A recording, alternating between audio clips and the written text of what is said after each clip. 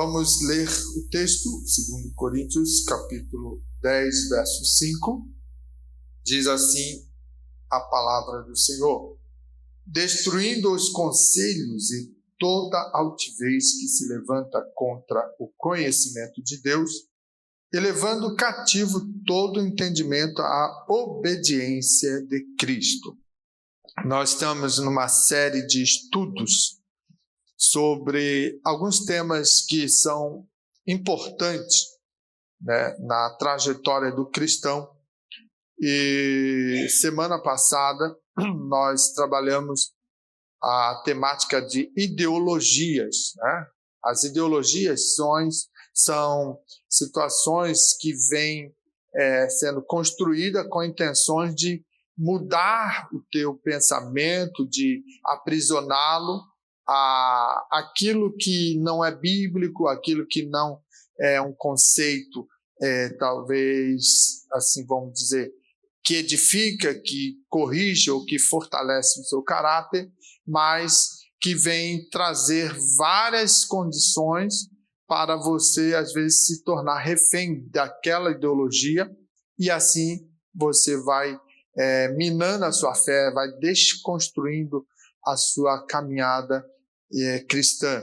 Então, é interessante quando a gente para refletir isso e pode, então, identificar certas ideologias, né? Uma muito comum aí, a ideologia de gênero, né, que está em voga, onde eu me senti mulher, eu vou entrar no banheiro, né, feminino. Eu estou me sentindo mulher, eu vou fazer isso. Então, existem essas falácias, né, por aí, e às vezes o crente fica perdido. Aí agora, estou me sentindo mulher. Toma vergonha na cara, porque você é crente, transformado, convertido no sangue do Cordeiro. Entendeu? Então não dá para entrar nessa onda, porque a modinha é isso, entendeu? Então essas ideologias, elas são fortes. E nós precisamos se posicionar. Tá? Então, na série de mensagens das terças, nós vamos trabalhar, vai ter alguns momentos, irmão, que nós precisamos entender assim, o foco do estudo, do culto de terça, se cai o poder de Deus, amém. Né? Deus é soberano. Mas não é isso que nós estamos buscando para um culto onde temos que refletir, analisar, avaliar a palavra e deixar ela entrar no nosso coração para ela ser a base, a estrutura da nossa fé. Então, quem vem no culto de terça querendo pegar anjo pela asa, está no culto errado. Entende? Pensando que vai ser tocado e virar cambalhota, não é o propósito. O propósito é ensino. O propósito é balizar a sua fé. Para quando vir o vento forte, a tempestade, a adversidade, você se segura e sabe que o Senhor é o teu refúgio, o Senhor é a tua fortaleza, o Senhor é o teu socorro. Entende? Então, a preocupação maior é essa. Agora, os outros cultos, a gente dá uns notes, a gente dá uns glória a Deus, isso é natural. Somos pentecostais. Mas se na terça abrir um espaço para isso, dê glória, adore, exalte, louve ao Senhor. Eu não estou aqui dizendo que você não possa, mas é importante nós entendermos. E essa série de estudo, ela vai ser um pouco muito de reflexão. Entende? Você talvez vai ficar pensando, porque eu falar disso, desse assunto, eu quero dar glória. Não é isso. É para você botar o pé no chão, entender que o que estamos atravessando nesses últimos tempos é terrível. O inimigo se levanta com sutileza para destruir a fé. Está nos últimos tempos também dele atuar. Então, assim, é importante. A juventude está nas universidades e vai encontrar muito esse discurso aqui de hoje.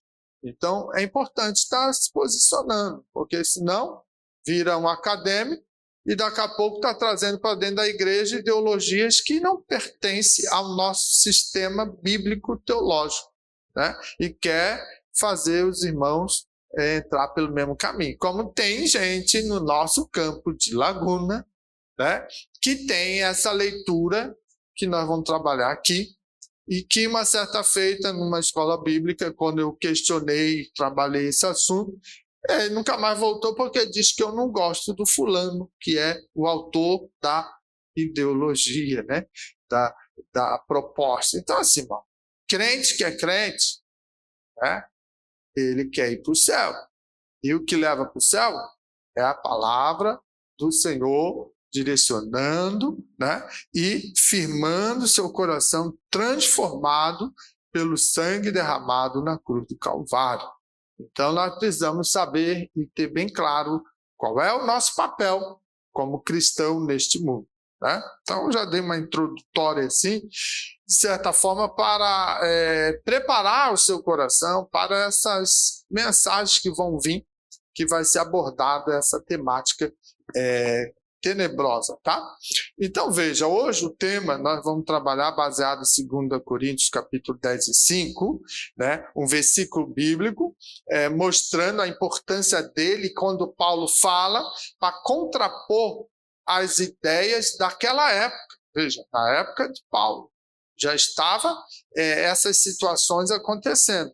Mas hoje, com a repaginação das ideias, né, do formato de apresentar a mesma proposta, às vezes ela fica diferenciada a ponto de você achar que está bonitinho. É até interessante. Entende? Então, veja, nós vamos falar sobre a falácia do materialismo histórico. Tá? E quando o homem tenta explicar a história sem Deus. Então, veja, dentro do tema tu já vê que tem algo que está destoando daquilo que você prega.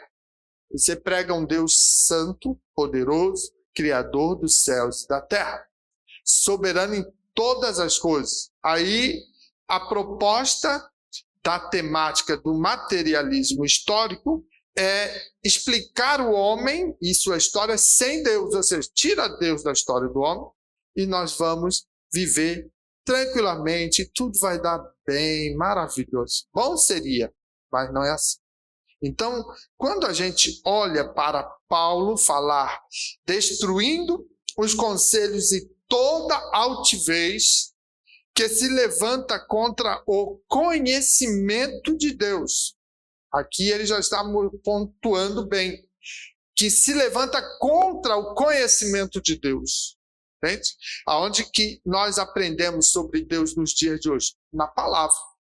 A leitura da Bíblia é tão importante que ela vai te direcionar se você não estiver associado a uma igreja, a um ministério, mas você lendo com fé, com dedicação e temor a palavra de Deus e pedindo ao Espírito Santo que te esclareça, a Bíblia te conduz a Deus. Entende? Então, olha como é importante. Aí alguém vai pensar assim, peraí, então quer dizer que eu não preciso congregar, eu não preciso mais ir a uma denominação, é muito rolo por aí, é muita confusão, e então vou ficar em casa só lendo a Bíblia? Não. O que eu quero dizer é que se alguém que não conhece o Evangelho, se alguém que não conhece nada de cristianismo, se deparar com a palavra de Deus, a Bíblia, e começar a ler, ela tem poder de revelar as promessas celestiais. E essa pessoa será alcançada e poderá, sim, ser salva. É isso que eu estou dizendo. Diferente de você que já está acostumado, né? De vir aqui na terça cochilar, roncar, até babar às vezes, né? E depois vir com essa conversa mole, dizendo, pastor, não preciso mais ir então, porque eu vou ler a Bíblia em casa. Não. Você é batizado em águas, você é batizado no Espírito Santo, você é membro da igreja, você tem que comungar. Você tem que colocar em prática o comportamento cristão, né? Os frutos têm que aparecer no meio da comunidade, né? E lá fora, na sociedade. Então, olha como é importante saber distinguir as coisas, né? Para que possa ser vencedor em todo o tempo contra as astutas ciladas do inimigo. E aí Paulo ele diz que essa questão que a altivez se levanta contra o conhecimento de Deus, nós precisamos estar sendo cativo, ou seja, envolvido ou aprisionado, podemos assim também dizer, nosso entendimento à obediência de Cristo.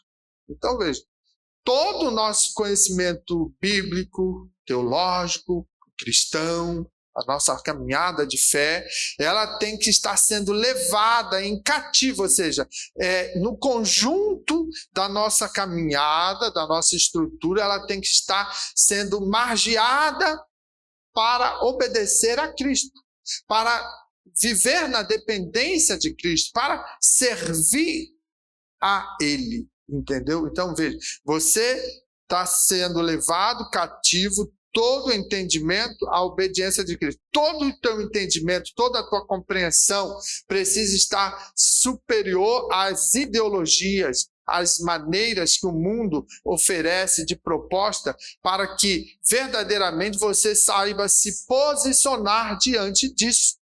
O teu conhecimento de Deus, ele é tão maravilhoso e ele precisa ser tão verdadeiro na sua vida, que você vai obedecer a ele e não à ideologia, não à proposta mundana. Entende? Então, assim, é isso que Paulo, ele começa a trabalhar aqui no capítulo 10, o verso 5, para mostrar assim, destrua os conselhos e toda a altivez, tudo aquilo que vai te afastar, que vai te separar do propósito de Deus, você tem que destruir. Não é ficar com dó, eu gostei dessa partezinha. Essa partezinha vai, de repente, te contaminar, vai te estragar. Então, a gente tem que se posicionado. Se não é bíblico, se não tem estrutura para que a nossa fé seja edificada, não vale a pena guardar no coração. Entende? Essa é a realidade. Então, veja, o materialismo histórico, ele é uma das ideologias mais influentes dos últimos 170 anos. Olha só, é coisa antiga, não é nada novo, não é nada de repente assim, está surgindo uma modinha agora, não, é algo assim distante, longe, que vem sendo construído, vem sendo tomando força, influenciando. E veja que a proposta do Karl Marx e de Friedrich Engels, eles são dois homens que foram os iniciadores ou o construtor da proposta do materialismo histórico, e eles afirmam o seguinte, que a história da humanidade, ela é, acima de tudo, a história da luta de classes e das relações econômicas de produção. E dessa forma, para eles, Deus não tem parte, Deus não existe. E ele fala alguma coisa assim, a religião, ela é o ópio do povo. Veja, quando homens que não têm Deus no seu coração constroem uma tese, uma ideia, e começa a difundir ela no seio da sociedade para dizer que é importante você dar vazão à luta de classe e às relações econômicas de produção. Isso é o suficiente. Isso não precisa de Deus. Deus tem que sair fora. Você só foca no teu trabalho, você batalha pela tua classe, pela a tua construção profissional, e é suficiente. Deus fica de fora. Isso aí tudo que eles dizem, a religião é o ópio do povo. Você deixa o povo, assim, fora da realidade, viajando, tem um céu, sabe, você tem que abrir mão, renunciar e focar só no céu.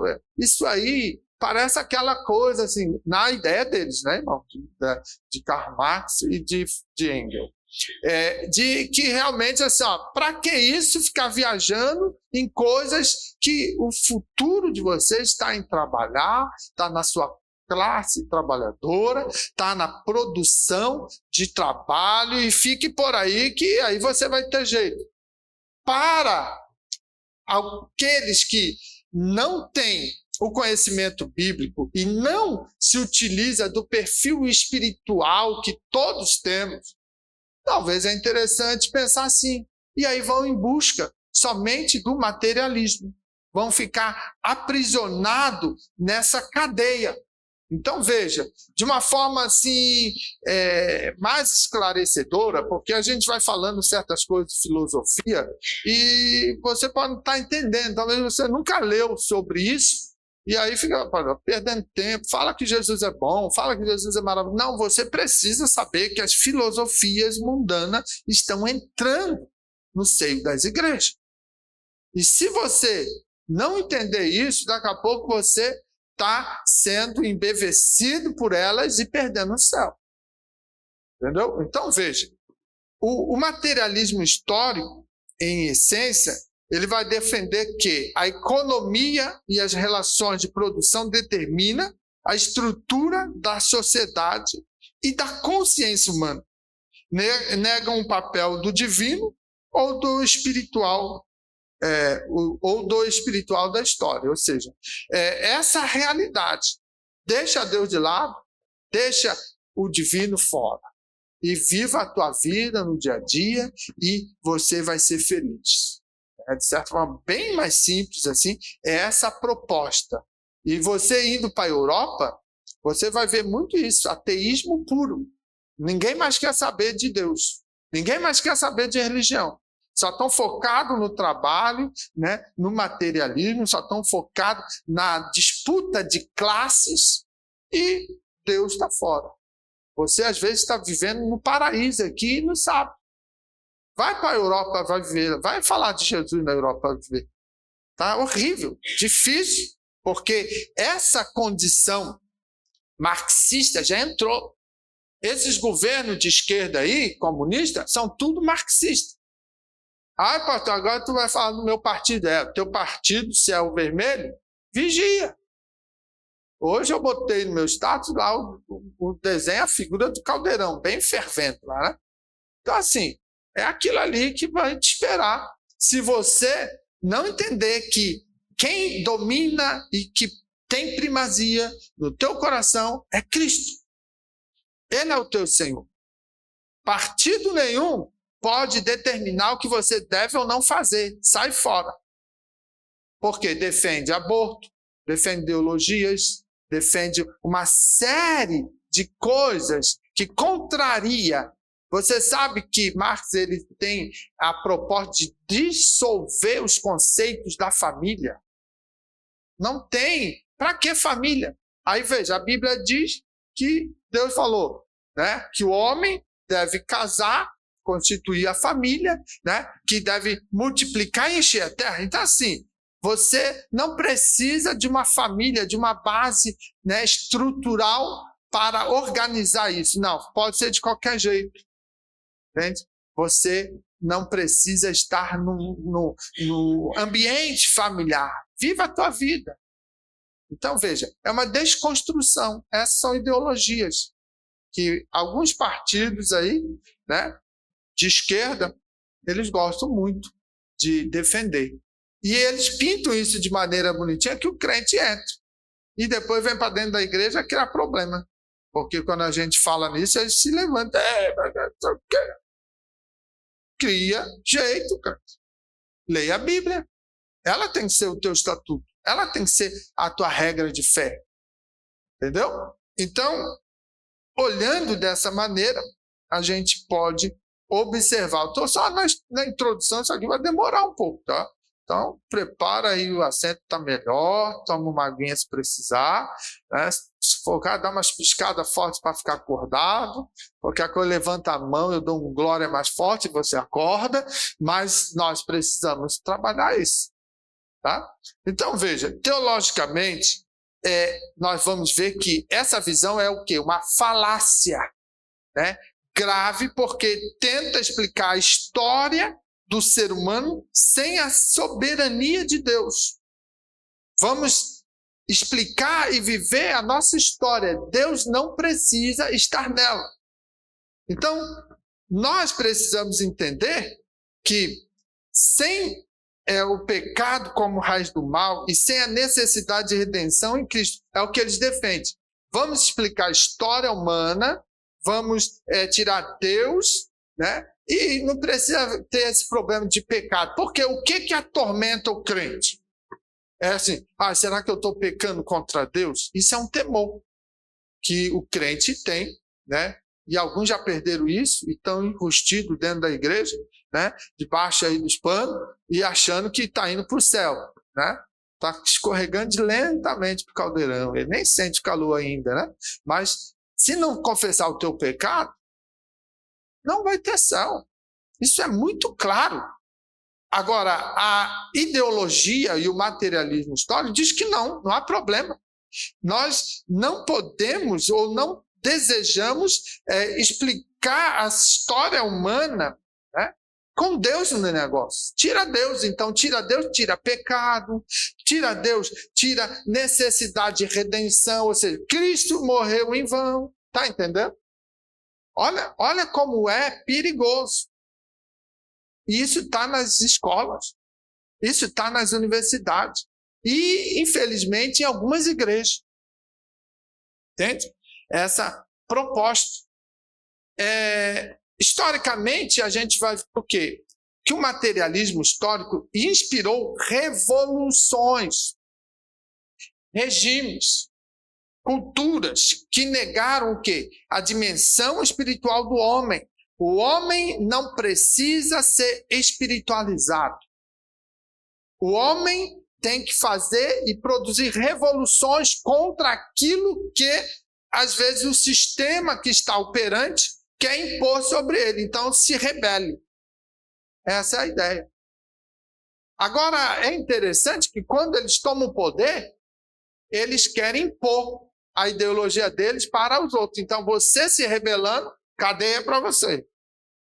Porque você não pode viver, né, a liberdade desse pensamento. Você tem que estar aprisionado à forma de eu pensar, da minha ideologia. Entende, irmão? Então, você parece estar tentando entender, talvez conseguindo agora entender um pouquinho do que nós estamos vivendo no Brasil. Tá? Aquilo que está acontecendo. Ninguém mais pode falar nada.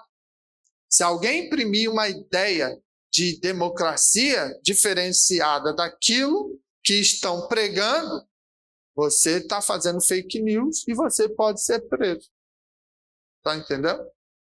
Essa situação do materialismo histórico se entrando, né, entronizando nos lares, nas famílias, né, nos seios da sociedade. A Bíblia ela vai nos ensinar que a verdadeira história ela é dirigida por um Deus soberano, que o problema real do homem é o pecado e que a única transformação genuína vem pela graça. É a graça de Cristo e não a revolução humana. É a graça que nos alcança, é a graça que perdoa, é a graça que nos sustenta, é a graça que nos conduz ao conhecimento de Deus. Não é a revolução humana. Tudo que parte do homem é falível e pode trazer danos. Então, é importante você estar se familiarizando com esses termos, porque isso está, de certa forma, espalhado no meio da sociedade global. Veja o primeiro tópico que nós vamos trabalhar. Ele vai dizer o seguinte: os fundamentos do materialismo histórico e a sua falácia. Então, nós pegamos aqui o mesmo texto de 2 Coríntios 10:5 para trabalhar que Paulo enfatiza: destrua os conselhos e toda altivez que se levanta contra o conhecimento de Deus. Entende? Então, é a observação dele, né? A dica de ouro de Paulo, dizendo assim: ó, destrua essas falácias, destrua essas ideologias, essas teses que estão te colocando em situação de altivez, de soberba, de orgulho, e dizer, eu sou estudado. Eu estudei na faculdade, na universidade A, B, C, D, é top, é número 1. Meus professores foram tais e tais, doutores, pós-graduado e tal.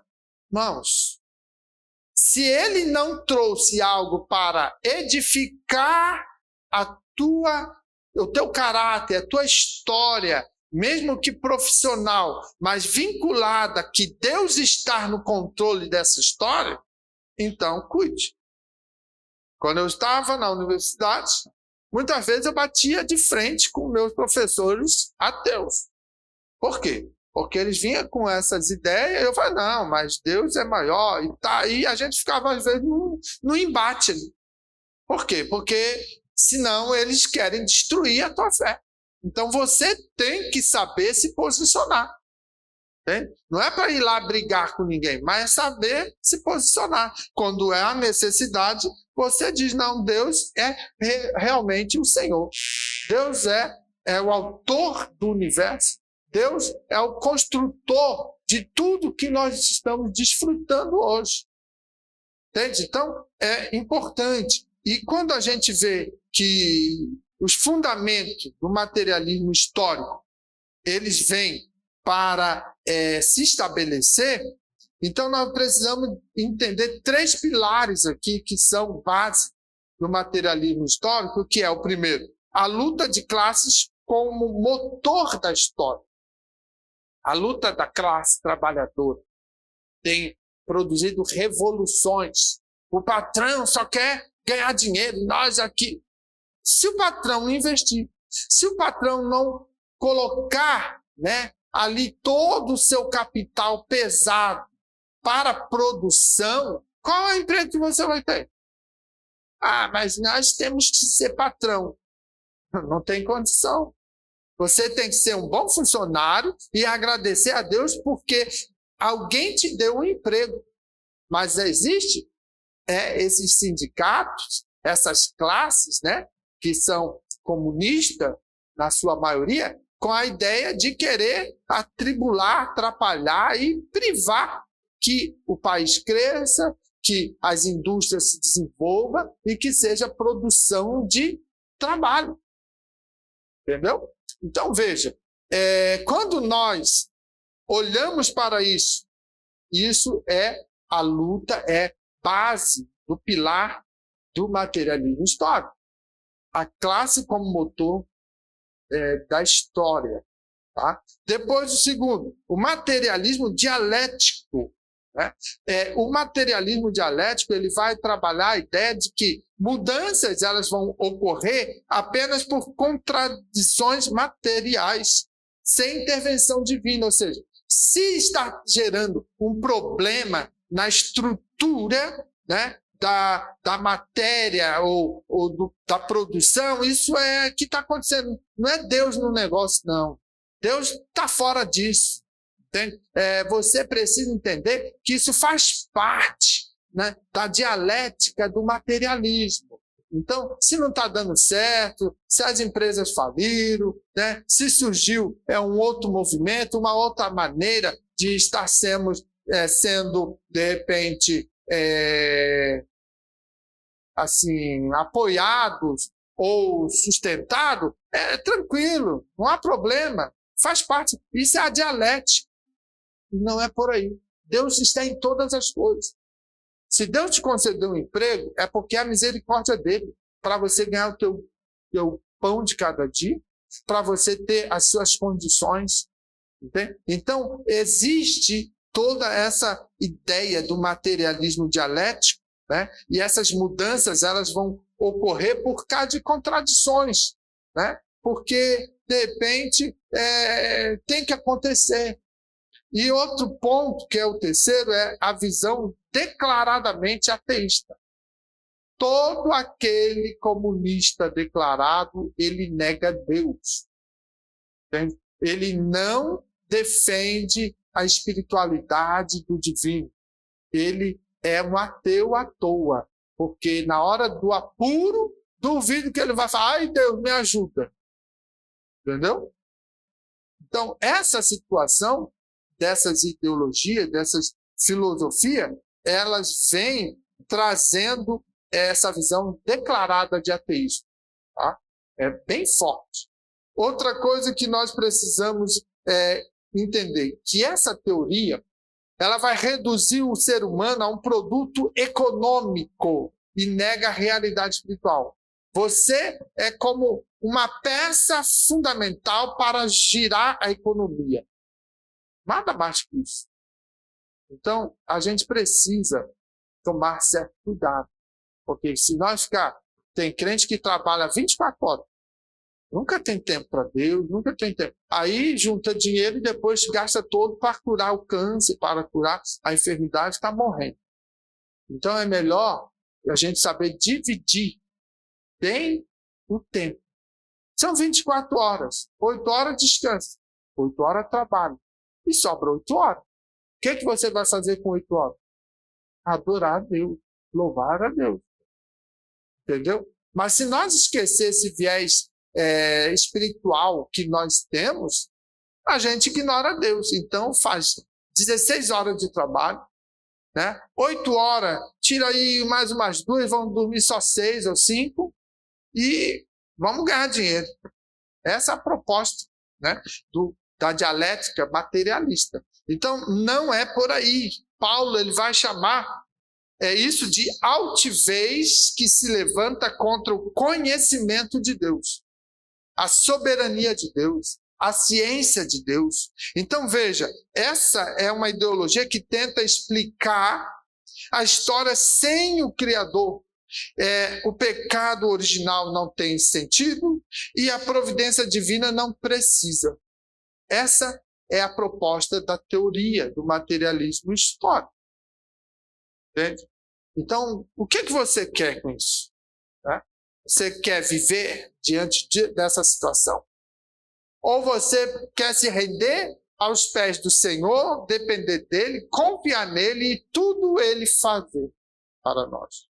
Tudo ele vai fazer. Tudo ele vai pelejar, trabalhar. As suas muitas misericórdias, elas são causa de nós não sermos consumidos. As benesses do Senhor, elas vêm sobre nós quando somos fiéis e dependemos da sua bondade. Então é importante nós entendermos. Spurgeon, ele vai dizer assim, qualquer sistema que coloca o homem no centro e remove Deus do trono é, no fundo, uma forma de idolatria disfarçada de inteligência. Então, essa é um pensamento que Charles Spurgeon, diante de toda a observação da sua leitura de ser, da sua leitura de homem, da sua leitura de mundo, né, e da vivência com a palavra de Deus, ele observou tudo aquilo que é retirado e tira o centro que é Deus e coloca o homem como semideus. Isso aí não passa de uma idolatria, ou seja, de uma inteligência disfarçada, né? de algo que não é sustentável, que não é palpável. Então, não presta. Nós podemos ver alguns exemplos bíblicos, e nós vamos pegar aqui algo interessante que você, de repente, vai entender melhor sobre a questão do orgulho da soberba do homem. E essa falácia, ela traz um peso muito forte para aquele que quer viver nessa condição, porque aí ele vai bater na contramão de Deus. Você veja em Daniel capítulo 4, o reino de Nabucodonosor, a sua queda e a sua loucura. Tudo isso que nós estamos falando aqui, Nabucodonosor se utilizou dessa maneira de pensar e achou que era Deus. Então veja, no exemplo nós estamos observando a falácia do materialismo, né? Que diz assim, o materialismo histórico defende que a consciência humana ela é apenas um reflexo das condições materiais. e que o homem é o mestre da sua própria história através do trabalho e da técnica. Ou seja, o rei Nabucodonosor, ele encarnou essa mentalidade. Quando você vai ler o texto, você vai ver assim, a visão da autossuficiência. Isso é uma falácia. Eu defendo que eu sou autossuficiente. Irmãos, não é por aí. Se nós entrarmos por esse caminho, nós vamos verdadeiramente estar fadado ao prejuízo da falência, né? Da derrocada. Porque Nabucodonosor, ele pensou isso no auge do seu poder econômico. Babilônia era o maior império. Então ele estava no auge do poder econômico, do poder militar. Hoje você vê Estados Unidos, a potência número 1. O poder bélico que ele tem, não tem como enfrentar. As outras nações, que são fortes também, elas temem aos Estados Unidos. Para vencer, quem sabe, aos Estados Unidos, talvez tenha que se juntar mais 5, 10 nações poderosas, com poder maior, e quem sabe, com estratégia, consiga. Então veja o tamanho do poder bélico, econômico de uma nação. Assim estava a Babilônia. Nabucodonosor olhou tudo isso, e quando ele passeava pelo seu palácio, ele disse assim, isso está na Bíblia, Daniel 4:30, não é esta a grande Babilônia que eu edifiquei para a casa real? Com o meu grandioso poder e para a glória da minha majestade? Olha aí, a soberba do homem. Em vez de ele dar glória a Deus por dar a ele estratégia, conhecimento e sabedoria para desenvolver tudo isso, ele fala, isso tudo eu fiz para a minha glória, para a minha majestade. Isso é o que eu edifiquei com o poder econômico e militar que eu tenho. Quantas das vezes as pessoas entram por esse caminho? Ganhou um dinheirinho ali na loteria, né? Ficou rico, da noite para o dia. Uxa, pronto, já começa a pisar em todo mundo. Não quer dizer que você deve jogar na loteria. Só estou dando exemplo. Entendeu? Então veja, as pessoas se transformam. Quer conhecer alguém? Dê poder para ela. Aí você vai ver que o poder que ela vai administrar faz com que outros sejam pisados. Faz acepções, né? Desconsidera. Porque agora eu sou o poder. Então, isso é terrível. Aqui, então, a gente percebe que Nabucodonosor, ele comete a insensatez do Salmo 14, e o verso 1, né? Quando ele ignora Deus e acredita que a matéria, ou seja, a cidade, as pedras, a economia, foi fruto apenas de sua vontade. Tudo foi porque eu quis, então eu fiz. Então, quando ele entra por esse caminho, ele vai cometer a insensatez, né? E isso é terrível, porque lá no Salmo 14, e verso 1, vai dizer assim, ó, diz o insensato no seu coração, não há Deus. São corruptos e praticam abominação. Já não há quem faça o bem. Isso é o Salmo 14, verso 1. Quando ele diz, não há Deus, ou seja, não preciso de Deus porque o império é meu, é eu que edifiquei, é eu que cheguei até aqui. Deus não está na minha história, não preciso dele. É o que Nabucodonosor faz quando ele declara em Daniel 4:30.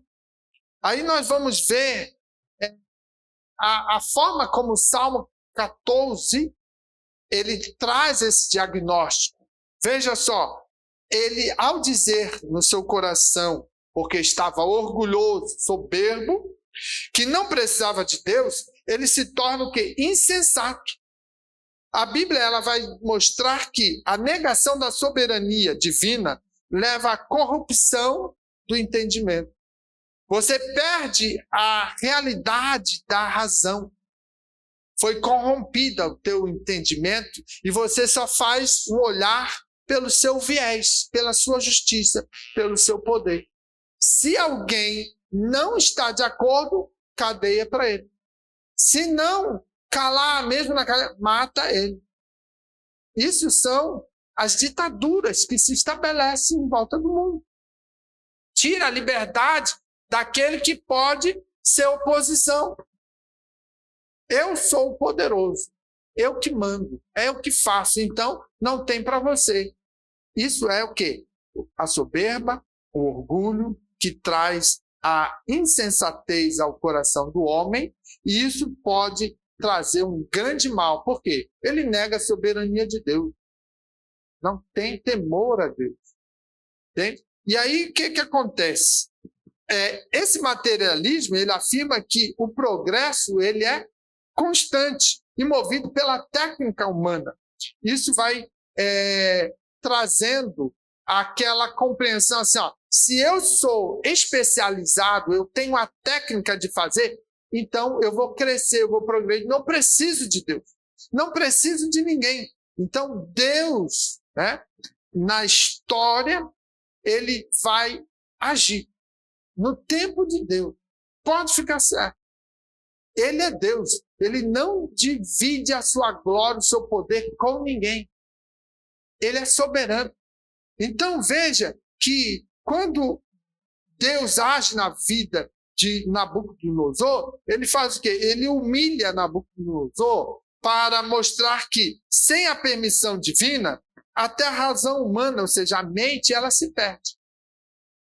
Então veja, o maior bem que você pode ter em vida é a sua mente. A saúde mental ela é fundamental para fazer você ser criativo, para você crescer, prosperar, ser abençoado e ter uma vida digna. A saúde mental. Quando você perde a tua saúde mental, né, mais precisamente a sua mente, você está acabado. Você vai vegetar. Você não vai produzir, vai entrar em várias patologias mentais. Vai depender das pessoas. Talvez vai ficar preso no hospício, né, no hospital. Né? Por quê? Porque você perdeu a tua sanidade mental. Então, quando as pessoas entram por esse caminho, elas não sabem do risco que correm. Porque a soberba e o orgulho, ele vem contrariar a Deus. E aí, quando tira Deus da história, Deus vai humilhar a pessoa, e nesse caso, Nabucodonosor, tirando o quê? A sanidade dele. A sua mente vai ficar perdida, atrofiada, a ponto que tudo aquilo que aconteceu com ele, você sabe da história, Deus precisou usar desse método. Lá, Daniel 4:32 diz assim, ó, ele foi reduzido ao estado de um animal para aprender que o Altíssimo tem domínio sobre o reino dos homens. O poderoso Nabucodonosor, maior império da época, dominava nações, fronteiras alargadas, agora virou um bicho. Vamos, às vezes a gente lê o texto e não vê isso, não consegue mensurar o peso dessa situação. Mas o fato de a pessoa entrar por esse caminho de soberba, Deus abateu ele e ele teve que descer, se humilhar. Então veja que assim, ó, o Salmo diz que não há quem faça o bem. Quando se nega a Deus, e aqui Nabucodonosor só se recuperou quando então ele pôde compreender a sua situação decadente. Deus abriu um leque de oportunidade para ele e deu uma fração de sanidade para ele voltar ao entendimento, analisar a situação, reconhecer que nada era bom para ele. E aí, o que acontece? Ele vai confessar que tudo é para a glória de Deus.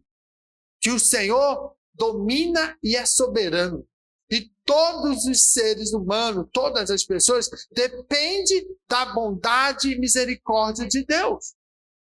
Então, o tempo que ele ficou foi 7 tempos, né? Então, 7 períodos que ele ficou comendo capim, vivendo no mato, seus cabelos cresceram, virou um animal. Aí, assim, aquele que passeava, né, nos palácios e os jardins da Babilônia, que, segundo a história, né, é uma das 7 maravilhas do mundo antigo, agora estava lá jogado, arrebentado, se humilhando, né, pagando o preço, porque bateu no peito e dizia: eu sou Deus, eu sou soberano, eu sou bom, eu que fiz, é para a minha glória. A glória, eu já preguei aqui, é tudo para a glória de Deus. Está rico? Glória a Deus. Está pobre? Glória a Deus. Está chorando? Glória a Deus. Está alegre? Glória a Deus. Está feliz? E assim vai. Tudo para a glória de Deus. Entendeu? Então, quando nós entendemos isso, a gente compreende que há um contraste que surge no materialismo, né, histórico, onde diz que a economia move a história. A Bíblia diz assim, através de Nabucodonosor, esse exemplo, já regenerado, diz assim: o conselho de Deus move a história. Mostra o quê? Que ele está no controle. Ele é Deus. E nós precisamos assim reconhecer. Jeremias 10:11 também a palavra vai dizer assim, ó, porque os deuses que não fizeram os céus e a terra perecerão. Entendeu? Como isso? Os deuses que não fizeram os céus e a terra perecerão? É porque não existe Deus maior que o nosso Deus. Tem alguns que se diz Deus. O homem denomina o A e o B, o C, Deus. Mas não é Deus soberano, poderoso, criador de todas as coisas, como o nosso Deus. O Senhor, Jeová, o El Shaddai, o Todo-Poderoso. Só Ele é Deus. Não há Deus além dele, nem antes nem depois. Então, esses deuses, né, que são caracterizados como deuses, e os semideuses, homens que se acham, eles vão perecer. Vão estar no seu fim histórico, numa caixa, né, lá no cemitério, debaixo de 7 palmos. Agora vai lá em Israel, no túmulo de Jesus, e vai você ver assim, ó, ele não está aqui porque já ressuscitou. Está entendendo isso? Como é importante nós compreender? Então veja, como aplicar isso na nossa caminhada de fé? Não deixe que essas teorias humanas moldem sua visão de mundo. Não deixe que elas dominem o seu ser.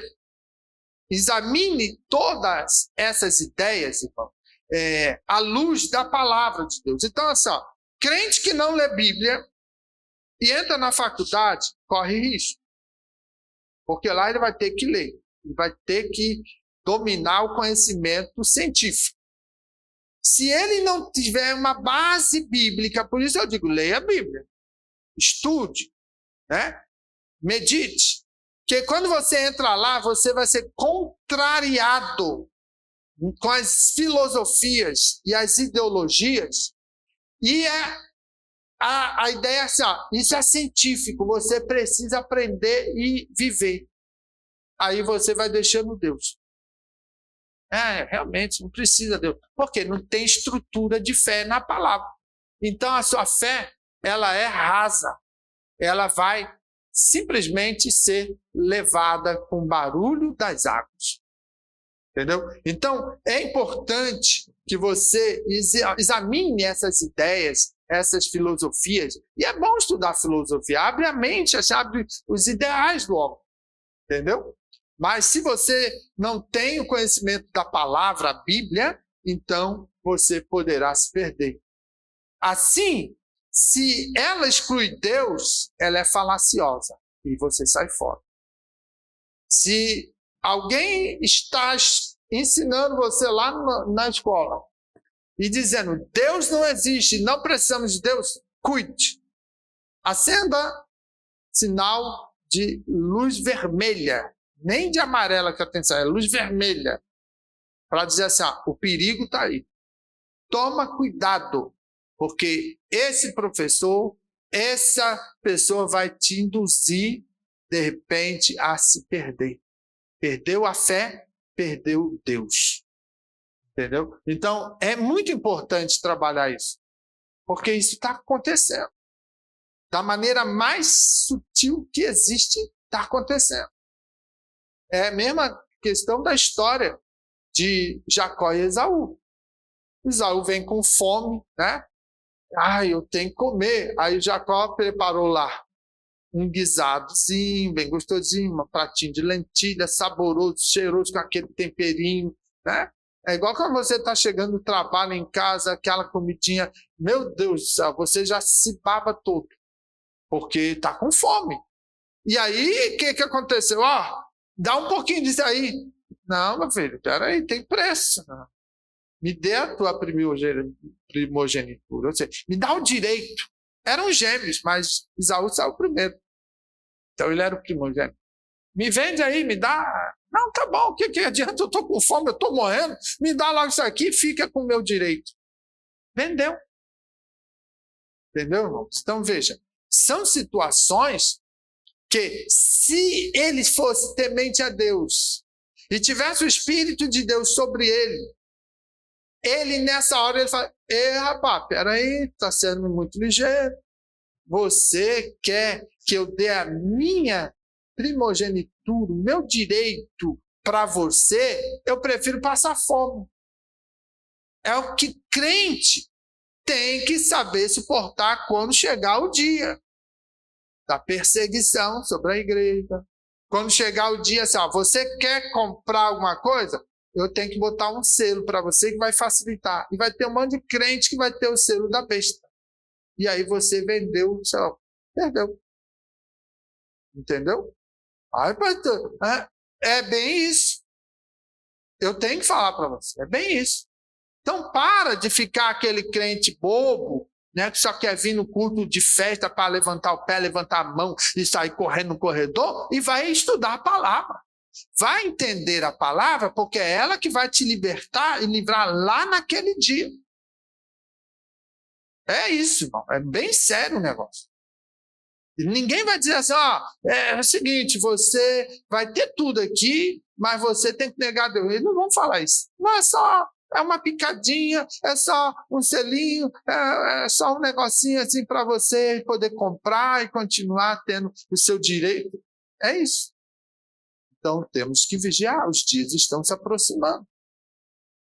Então veja, é muito sério, né? Eu já estou no segundo tópico, mas a hora já passou. O que é que vocês acham de voltar terça que vem? Não, tem mais 3 tópicos. Daqui vai mais 1 hora. É sério isso aqui, isso é muito sério.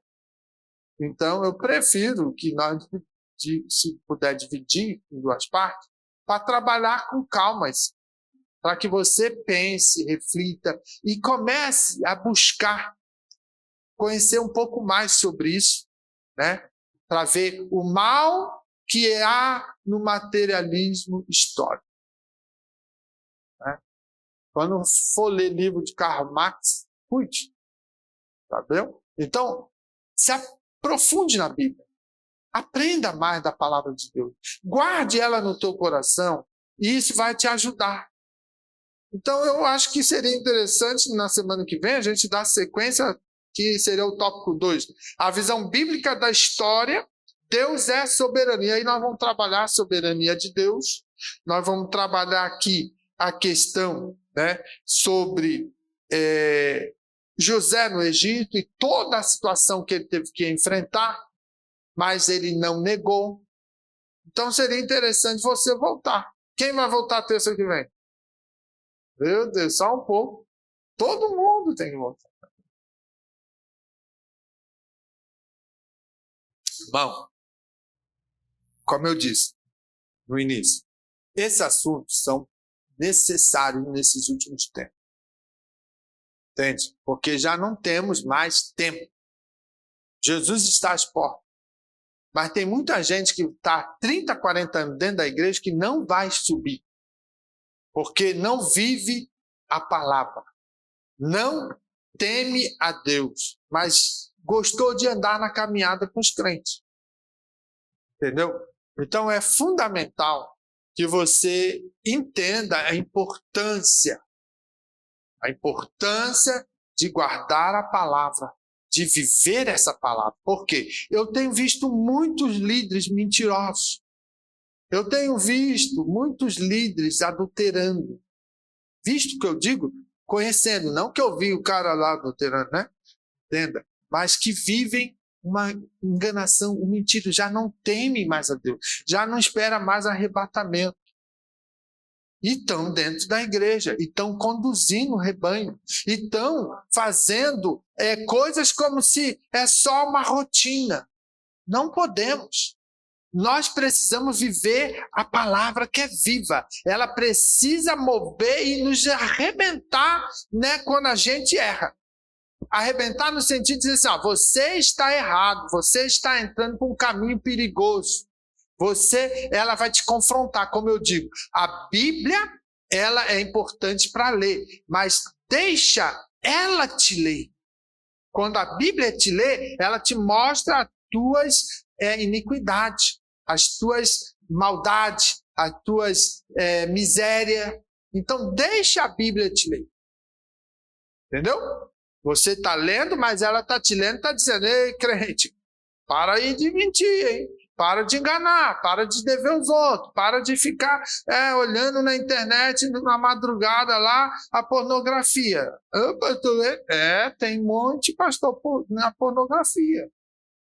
Tem pessoas entrando em depressão, por causa que não consegue se libertar do vício. Tudo isso porque em algum momento ele achou que era autossuficiente. E que não precisava, que Deus é Pai, que Deus, né, só quer o coração. E essas ideias, né, que a gente tratou semana passada, que não faz mal, não tem problema. Tem problema porque Deus é santo. E a santidade dele exige que eu seja santo. E como é que eu vou ser santo? Me desviando do mal. Sendo íntegro, né, comprometido com a palavra dele. Então, isso é um peso sobre a minha vida, porque eu tenho que compartilhar com vocês algo que eu viva. Eu não consigo vir aqui falar algo para você que eu não possa ser exemplo. Então eu estaria enganando a mim. Vocês estariam sendo libertos de entrar no erro, mas eu estaria me enganando. Então veja, não é viável. Eu procuro, né, não sou perfeito, mas eu procuro viver em harmonia com a palavra, me desviando do mal, para poder agradar, temer a Deus e servi-lo até o dia que Ele nos recolher. Então, irmão, nós temos que viver isso. Esse negócio de amiguinho, né? Todo mundo faz, eu vou fazer. Cuida com isso. São falácias. Crente tem que ser posicionado. Não deu, não deu. Não fique inventando mentira para você se livrar de situações. Se você tem que encarar alguma coisa, tem que viver aquilo ali. Entendeu? Fica em pé, nós vamos orar.